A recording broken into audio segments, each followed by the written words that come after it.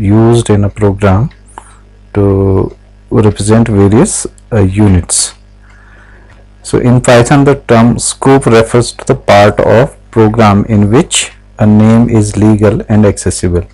Means किसी programme के जिस पार्ट में आप किसी वेरिएबल को एक्सेस कर सकते हैं या यूज कर सकते हैं, वो उस वेरिएबल का स्कोप कहलाता है. यानी किसी वेरिएबल को प्रोग्राम के जिस पार्ट में आप यूज कर सकते हैं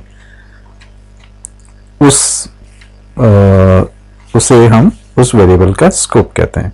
generally there are two types of scope in Python. One is called global scope, other one is local scope. So let us see what is global scope first. The global scope,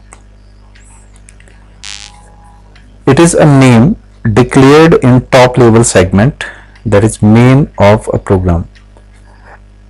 आप जानते हैं जब भी हम कोई Python का programme लिखते हैं तो उसको कई मल्टीपल लेवल में लिखते हैं हम. जैसे सबसे फर्स्ट लेवल होता है. फर्स्ट लेवल के बाद फिर हम अब कोई फंक्शन डिफाइन करते हैं तो उसका जो ब्लॉक बनता है वो कुछ इंडेंट करके आगे से हम स्टार्ट करते हैं, तो वो सेकंड लेवल हो गया. सपोज उसके अंदर फर्दर हमने एक और ब्लॉक बनाया तो वो थर्ड लेवल हो जाएगा. तो ये जो ग्लोबल वेरिएबल्स होते हैं वो एक इस तरह के नेम्ड वेरिएबल होते हैं जो सबसे टॉप लेवल सेगमेंट में डिफाइन किया जाए. जैसे मेन के अंदर हम कोई program main program is set to have a global scope and is usable inside the whole program and all blocks. जो भी ग्लोबल वेरिएबल होगा उसको हम प्रोग्राम के हर एक पार्ट में एक्सेस कर सकते हैं. ये ग्लोबल वेरिएबल की खासियत होती है. जो ग्लोबल वेरिएबल्स होते हैं उनको प्रोग्राम के किसी भी पार्ट में, किसी फंक्शन के अंदर, किसी ब्लॉक के अंदर, कहीं भी हम उनको एक्सेस कर सकते हैं. राइट. तो उनका जो स्कोप है वो थ्रू आउट द प्रोग्राम रहता है. A variable defined in main program section is said to have a global scope. जितने भी वेरिएबल हम मेन प्रोग्राम सेक्शन में बनाएंगे वो सब ग्लोबल वेरिएबल होंगे. उनका जो स्कोप होगा वो ग्लोबल होगा. Variable defined outside all function are global variables. दूसरी चीज, एक तो पहली चीज मैंने आपको बताया कि जो मेन सेक्शन है उसके अंदर जो हम वेरिएबल बनाएंगे वो सब क्या होंगे, ग्लोबल वेरिएबल होंगे. और उसके अलावा जो आउटसाइड ऑल फंक्शन, हम जितने भी फंक्शन बनाएंगे उनसे बाहर जितने भी वेरिएबल हम डिक्लेयर करेंगे वो सब क्या कहेंगे, ग्लोबल स्कोप वेरिएबल होंगे. राइट. जैसे ये आपने एक फंक्शन बनाया डेफ फंक्शन ए. राइट. और ये आपका मेन पार्ट है प्रोग्राम का. y equal to 20, z equal to, यहाँ पे आपने फंक्शन को कॉल किया है, फिर प्रिंट z किया है. तो यहाँ पे ये y और z, क्योंकि ये मेन सेक्शन में आपने वेरिएबल डिक्लेयर किए हैं तो ये दोनों क्या हैं, ग्लोबल वेरिएबल हैं. साथ ही साथ ये जो x है ये क्योंकि जो फंक्शन है उससे पहले आपने आउटसाइड फंक्शन डिक्लेयर किया है तो ये भी ग्लोबल वेरिएबल होगा. बट ये जो वेरिएबल है b is equal to a+2, यहाँ पे जो b है this is not a global variable because it is declared inside a block. Right. तो ऐसे जो वेरिएबल होते हैं ये आपके लोकल वेरिएबल कहलाते हैं. अब लोकल स्कोप क्या होता है, a name declared in function body is said to have a local scope. Basically किसी फंक्शन में या किसी ब्लॉक में जो नाम हम डिक्लेयर करते हैं, जो वेरिएबल हम डिक्लेयर करते हैं, उनका जो स्कोप होता है वो लोकल स्कोप होता है और इसलिए उनको लोकल वेरिएबल कहते हैं. That is it can be used with in this function and other blocks contained under it. अब उस फंक्शन के अंदर या उस फंक्शन के अंदर जितने भी ब्लॉक्स और होंगे, ध्यान रखिए, उस फंक्शन के अंदर और उस फंक्शन के अंदर जितने भी ब्लॉक्स होंगे उन सब में हम इन लोकल वेरिएबल्स को यूज कर सकते हैं. The names of formal arguments also have local scope. अब आपको दो तरह के आर्ग्यूमेंट्स बताए थे मैंने पहले, एक एक्चुअल और एक दूसरा फॉर्मल. मैं अभी आपको पीछे ले जाता हूं इस स्लाइड में. यहाँ पे जैसे ये फंक्शन आपने बनाया था फंक्शन a, और यहाँ पे आपने फंक्शन को कॉल किया था by passing value x. So this x is called actual parameter and this a is called formal parameter. यानी जो फंक्शन डेफिनेशन में जो हम ब्रैकेट के अंदर जो वेरिएबल डिफाइन करते हैं वो फॉर्मल पैरामीटर कहलाते हैं और जो फंक्शन कॉल करते समय हम पास करते हैं वो एक्चुअल पैरामीटर होते हैं. तो जितने भी फॉर्मल आर्ग्यूमेंट्स होते हैं ये सारे जो हैं आपके लोकल स्कोप ही होता है इनका. Local variable is a variable defined within a function. In most of the cases जितने भी लोकल वेरिएबल्स होंगे वो किसी फंक्शन के अंदर डिफाइंड होंगे और उनको हम केवल उन फंक्शन के अंदर ही यूज कर सकते हैं. उन फंक्शंस के बाहर हम उनको किसी दूसरे फंक्शन में या मेन में यूज नहीं कर सकते मेन प्रोग्राम में, क्योंकि उनका स्कोप केवल उस फंक्शन के लिए ही होता है. तो यानी उन फंक्शंस के बाहर उसका कोई एग्जिस्टेंस बेसिकली नहीं होगा. इस तरह के वेरिएबल क्या कहलाते हैं आपको, उनका जो स्कोप है वो लोकल होगा. जैसे ये आपका लोकल वेरिएबल है. Variables defined inside functions are called local variable. यहाँ पे x है ग्लोबल वेरिएबल है क्योंकि फंक्शन के बाहर डिफाइंड है. y z आपके मेन फंक्शन के पार्ट हैं, मेन प्रोग्राम के पार्ट हैं, तो ये y और z भी लोकल ग्लोबल वेरिएबल हो गए.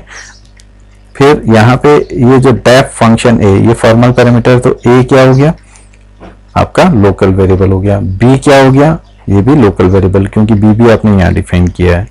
सो अब लोकल होने के कारण आप इस a और b को यहाँ यूज नहीं कर सकते, इस जगह कहीं बाहर यूज नहीं कर सकते.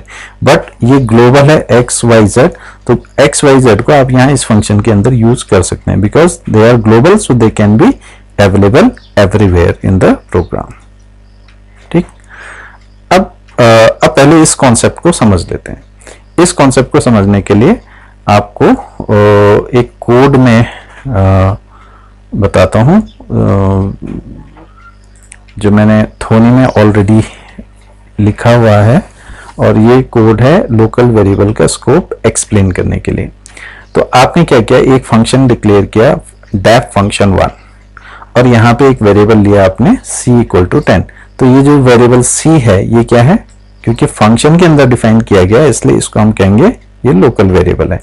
आपने इस प्रोग्राम इस फंक्शन लोकल वेरिएबल को यहाँ प्रिंट कर दिया, प्रिंट c, तो ये प्रिंट हो जाएगा क्योंकि लोकल वेरिएबल फंक्शन के अंदर अवेलेबल होता है. अब आपने एक दूसरा फंक्शन बनाया फंक्शन 2 और यहाँ पे एक और वेरिएबल आपने डिफाइन किया k90. तो ये k क्या है, लोकल हो जाएगा फंक्शन 2 के लिए, यानी फंक्शन 2 का लोकल वेरिएबल है k. यहाँ पे फंक्शन 1 का लोकल वेरिएबल था c, राइट, और आपने इसको प्रिंट कर दिया. प्रिंट करने के बाद अब आपने यहाँ मेन कोड में x y दो वेरिएबल बनाए, और मैंने आपको पहले ही बताया था कि जितने भी आपके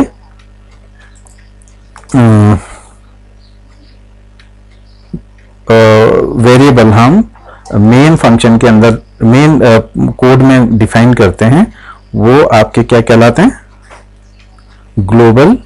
उनका जो स्कोप होता है वो क्या होता है, ग्लोबल होता है. तो इसलिए x और y ग्लोबल वेरिएबल्स हैं. तो यहाँ पे दोनों तरह के वेरिएबल्स आपको इसमें दिखाई दे रहे हैं. x y ग्लोबल हैं, c और k लोकल वेरिएबल हैं. क्यों है लोकल, क्योंकि वो फंक्शन के अंदर डिफाइन किए गए और ये मेन में है, तो ये ग्लोबल वेरिएबल हो गए. अब आपने क्या किया, यहां से फंक्शन 1 को कॉल किया. पहले फंक्शन 1 को कॉल किया, फिर आपने फंक्शन 2 को कॉल किया, राइट. तो फंक्शन 1, अब ये प्रोग्राम अगर हम एग्जीक्यूट करते हैं तो फंक्शन पहले क्या होगा, x 10 है, y 20 है, x की वैल्यू प्रिंट होगी, y की वैल्यू प्रिंट होगी, और फिर फंक्शन 1 कॉल होगा. तो ये कंट्रोल यहाँ जाएगा और इसमें यहाँ एक लोकल वेरिएबल डिफाइन होगा c, प्रिंट करेंगे, प्रिंट होगा, और फिर ये वापस जहां पे आपने कॉल किया था वहां आ जाएगा. अब ये ध्यान रखिए कि जब आप यहाँ गए कॉल करने के बाद तो ये लोकल वेरिएबल क्रिएट हुआ, मेमोरी में क्रिएट होने के बाद प्रिंट हुआ, और जैसे ही आप यहाँ से वापस यहाँ आ गए वो जो c मेमोरी में क्रिएट हुआ था वो वहां से एलिमिनेट हो जाता है, डिलीट हो जाता है. तो इसलिए अब आप यहाँ c को यूज कर ही नहीं सकते क्योंकि मेमोरी से वॉश आउट हो गया. इसी तरह से ये फंक्शन 2 है, राइट. अब आप फंक्शन 2 जब आपने कॉल किया तो कंट्रोल यहाँ से इधर गया, आपने कहा c equal to 10, sorry function 2 call हुआ तो k इक्वल टू 90 एक नया वेरिएबल बना, और अब आपने उसको प्रिंट किया, प्रिंट हुआ, और जब ये खत्म हो गया फंक्शन वापस ये कंट्रोल यहाँ है और वो जो k मेमोरी में बना था वो डिलीट हो गया, राइट. तो इसका मतलब लोकल वेरिएबल जब फंक्शन कॉल करते हैं तो क्रिएट होता है, उसको प्रोसेस करते हैं हम, और जब फंक्शन से बाहर आ जाते हैं तो वो डिलीट हो जाते हैं. अब मैं इस प्रोग्राम को आपको एग्जीक्यूट करके दिखाता हूँ. अब मैंने इस प्रोग्राम को रन किया, देखिए तो x प्रिंट हुआ 10, y प्रिंट हुआ 20, फिर आपने इस फंक्शन कॉल किया तो ये यहाँ से यहाँ गया, इसने लोकल वेरिएबल c प्रिंट किया, फिर यहाँ से यहाँ गया, इसने लोकल वेरिएबल फंक्शन 2 में लोकल वेरिएबल के प्रिंट किया 90। So this is how we can use local and global variable. अब मैं एक चीज आपको दिखा रहा हूं, यहां पे अगर सपोज मैं कहता हूं प्रिंट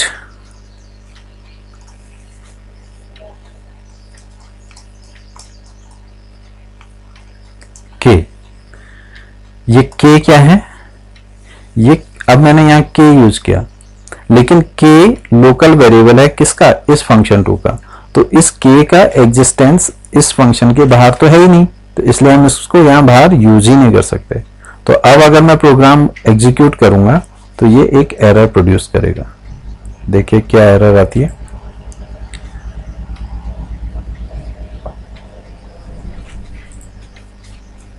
अभी एग्जीक्यूट हुआ नहीं है प्रोग्राम।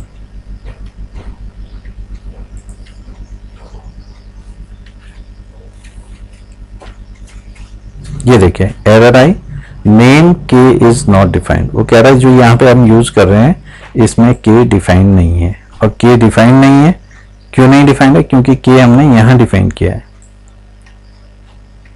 तो उसको, क्योंकि के क्या है, फंक्शन 2 का लोकल वेरिएबल है, उसको केवल फंक्शन 2 के अंदर ही यूज कर सकते हैं, बाहर कहीं नहीं यूज कर सकते। इसी तरह से यहां भी यूज नहीं किया जा सकता इसको। अगर मैं यहां कोशिश करूं प्रिंट, सपोज मैं सी को यहां यूज करता हूं सी, तो ये इसमें भी एरर प्रोड्यूस करेगा। देखिए सी के लिए भी एरर दे दिया, और इससे पहले के लिए भी एरर देगा इसके बाद, क्योंकि प्रोग्राम यही आपका रुक गया। तो आगे वो बढ़ेगा तब जब आप फंक्शन 1 को कॉल करोगे तो वो वहां भी एरर दे देता। सो दिस इज द, अब मैं इसको हटा देता हूं यहां से, और यहां से अब मैं यहां प्रिंट के बजाय मैं लिखता हूं प्रिंट एक्स, जो कि एक्स आपका क्या है, ग्लोबल वेरिएबल है। इसमें एरर नहीं आएगा क्योंकि एक्स क्या है, ग्लोबल वेरिएबल है, और X can be used either in main part और in any other part of program. तो वो फंक्शन के अंदर हम कॉल करेंगे, तो ये एक्स को मैं यहां यूज कर रहा हूं, तो x आपका यहां पे एक्सेस हो जाएगा। अब कोई एरर इसमें आपका नहीं आने वाला है इसमें। देखिए x भी प्रिंट हो गया, इसका मतलब लोकल वेरिएबल को तो आप कहीं भी एक्सेस कर सकते हैं। इसी तरह से अगर मैं यहां y को एक्सेस करता हूं तो y भी एक्सेस हो जाएगा। देखिए y भी आ गया, x भी, ये भी प्रिंट हो गया। तो आपने देखा लोकल वेरिएबल को आप कहीं से भी एक्सेस कर सकते हैं, जबकि जो आपका सॉरी ग्लोबल वेरिएबल को, और जो लोकल वेरिएबल है वो केवल फंक्शन के अंदर से ही एक्सेस किए जा सकते हैं। एक और चीज मैं आपको बताता हूं, मैं यहां पे अगर सपोज इस x को, x की वैल्यू बढ़ा देता हूं, x equals to x plus 50 कर देता हूं, राइट। और यहां जो मैंने पहले x प्रिंट किया था, y प्रिंट किया था, और अब एक बार मैंने फंक्शन कॉल किया, फंक्शन कॉल करने के बाद अब फिर से मैं अगर यहां प्रिंट करूंगा x इजिकल्स टू x, तो यहां पे जो x की अपडेटेड वैल्यू है वो प्रिंट होगी, यानी x बदल जाएगा, राइट। क्योंकि आपने यहां एक्सेस किया, यहां एक्सेस करने के बाद उसमें चेंज किया, तो पहले यहां x 10 था, लेकिन फंक्शन कॉल करने के बाद इसने इसमें चेंज किया, और जब हम वापस आए और x को दोबारा प्रिंट करेंगे तो वो लास्ट अपडेटेड वैल्यू इसके अंदर होगी।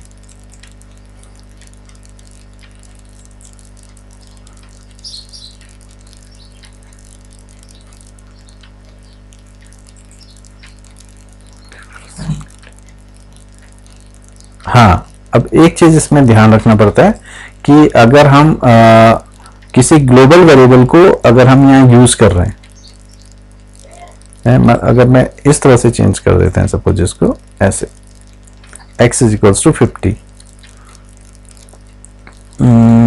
अब ग्लोबल वेरिएबल को अगर हमें यहाँ यूज करना है तो हमें पहले यहाँ पे क्या लिखना पड़ेगा, हमें लिखना पड़ेगा ग्लोबल एक्स। ये बताना पड़ेगा कि एक्स किस तरह का वेरिएबल है, जो हम इस एक्स को यूज कर रहे हैं क्या है, ग्लोबल एक्स है। अब आप यहाँ पे कर सकते हैं x इज इक्वल्स टू 50, मैंने x को चेंज कर दिया। तो अब यहां जब आप देखेंगे तो x क्या हो जाएगा, 50 हो जाएगा। देखिए x बदल गया, 50 हो गया। ठीक है, इसका मतलब है ग्लोबल वेरिएबल को हम फंक्शन के अंदर यूज कर सकते हैं, लेकिन अगर इस ग्लोबल वेरिएबल को फंक्शन के अंदर यूज करना है तो हम क्या लिखेंगे, ग्लोबल x पहले लिखेंगे और फिर उसको यूज करेंगे। तो अब ये इस वाले ग्लोबल वेरिएबल को x, क्योंकि अगर हम सिंपली लिख देते हैं x इक्वल टू 50 तो वो यहाँ x नाम से एक लोकल वेरिएबल बना देगा, तो वो फिर ये x जो है वो ये ग्लोबल वेरिएबल नहीं होगा, वो लोकल वेरिएबल होगा इसका। तो ये x इक्वल टू 50 इसका लोकल वेरिएबल, तो उससे इस पे फर्क नहीं पड़ेगा। हाँ, अगर इस वाले वेरिएबल को आप यूज करना चाहते हैं तो आप ग्लोबल x लिखेंगे यहाँ पे। तो इसका कंक्लूजन ये निकला कि आपके पास एक ही नाम से ग्लोबल वेरिएबल और लोकल वेरिएबल दोनों हो सकते हैं। तो अगर आपको ग्लोबल वेरिएबल यूज करना है तो आप लिखेंगे ग्लोबल x और तब फिर उसको यूज करेंगे। सो this is all about the global and local variable scope in Python. तो आपको इस पे बेस्ड बहुत सारे आउटपुट वाले क्वेश्चंस आपके पास आते हैं, तो इसलिए इस चीज को बहुत अच्छे से आपको समझ लेना है। Thank you very much.